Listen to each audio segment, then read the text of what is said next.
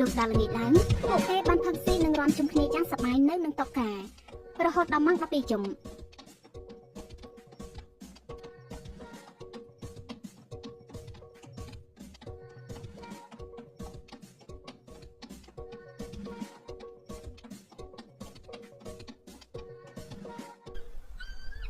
ម៉ោង 9 ព្រឹកឡើង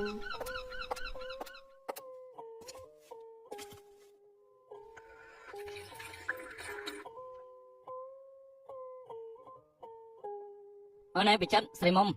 ខ្ញុំឲ្យនឹងគ្នាយើងត្រឡប់ទៅវិញហើយណាដល់សារតែស្អែកនឹងដល់ថ្ងៃចូលធ្វើការវិញផងពួកឯងឆាប់ទៅមើលចាំមកមួយឬមកពីរសៀលចាប់ចាញ់ទៅវាក៏មិនអីដែរណែភ្លឹងតើអូមិនចាំនៅរំខានទេដោយសារតែអស់បាយអត់ទឹកច្រើននឹងណាហើយណាមួយពួកខ្ញុំមានការត្រូវធ្វើផ្សេងទៀតល្ងាចនេះអញ្ចឹងមានតែសុំវិចិត្រទៅមុនហើយបាទអញ្ចឹងចាំពួកខ្ញុំជួលផ្លូវ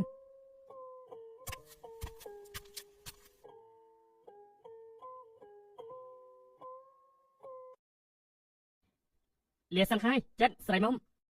គ្នាលាសិនហើយណាស្រីមុំយើងទៅសិនហើយជួបគ្នាថ្ងៃស្អែកសុខសប្បាយតាមផ្លូវណាពួកបងគ្នាទៅហើយណាពួកគេក៏បានជិះឡានត្រឡប់ទៅវិញជិះលើកនេះគឺជាផ្លូវត្រូវប្រហែលជា3ម៉ោងកន្លះពួកគេក៏បានទៅដល់ផ្លូវទីរួមខេត្តអភ័ក្រជិះមកតាមផ្លូវឡើងស្ងាត់ជ្រាបវាកាស្អីហ្នឹងនេះឯងដោយសារតែមាត់វានេះឯងសុកតែសំពងឥឡូវនេះគេសំពងវិញមកជប់ទល់ភ្លឺមានបាត់ដេកទេបានន័យថាមិនមែនឡងតែខ្ញុំទេអញ្ចឹងនៅក្នុងឡាននោះសត្វតែត្រូវខ្មោចឡងទាំងអស់ហ្នឹងខ្មោចឡងឲ្យថាមកខ្មោចឡងទៀតនេះឯងបានប្រាក់ក្នុងចិត្តផងសំពះផងវាចេញមកស្រស់បាច់នេះលើកក្រោយអញឡើងហ៊ានទៅណាមកណាជាមួយអភ័ក្រទៀតហើយអភ័ក្រយកមិនឲ្យកាត់អីហ្នឹងមិនមកឡងថ្ងៃនៅក្នុងយសពទៀតមែនវិសាគ្នាជើងអញចង់ទៅវត្តស្រោចទឹកចេញណាកុំតន់ទៅផ្ទះអីខ្លាចជប់នេះយកសពឃើញទៀតនេះមកដល់វត្តល្មមវិសាដឹងចិត្តមែនតោះពួកយើងចូលវត្តស្រោចទឹកសិនទៅហើយចាំនិយាយរឿងបន្តទៀតថាអ្នកណាឃើញអីខ្លះពេលមកដល់វត្តហើយពួកគេសុំឲ្យលោកស្រោចទឹកឲ្យសម្មាសម្ពុទ្ធភគវតោហរហតោសម្មាសម្ពុទ្ធស្សៈសម្មាសម្ពុទ្ធភគវតោហរហតោសម្មាសម្ពុទ្ធស្សៈសម្មាសម្ពុទ្ធភគវតោហរហតោសម្មាសម្ពុទ្ធស្សៈមួយថ្ងៃកន្លងផុតទៅណែពួកឯងថ្ងៃមុនពួកយើងសុំលោកស្រោចទឹករួចហើយណាយើងនិយាយប្រាប់តាមត្រង់ចុះ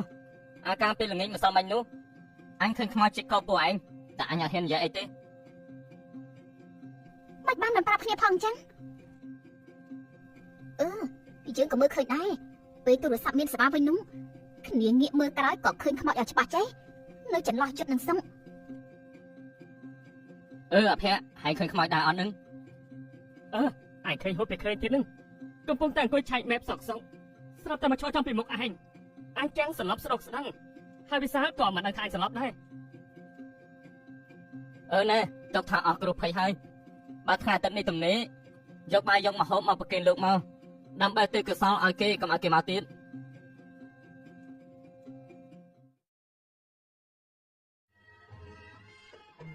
ចាប់តាំងពីពួកគេយកបាយមកហូបមកថ្វាយឲ្យលោកតាមកអត់មានរឿងអីចម្លែកកើតឡើងលើពួកគេទៀតដែរឯភ័ក្រវិញក៏នៅតែមើលឃើញខ្មោចនៅក្នុងកញ្ចក់នោះដែរ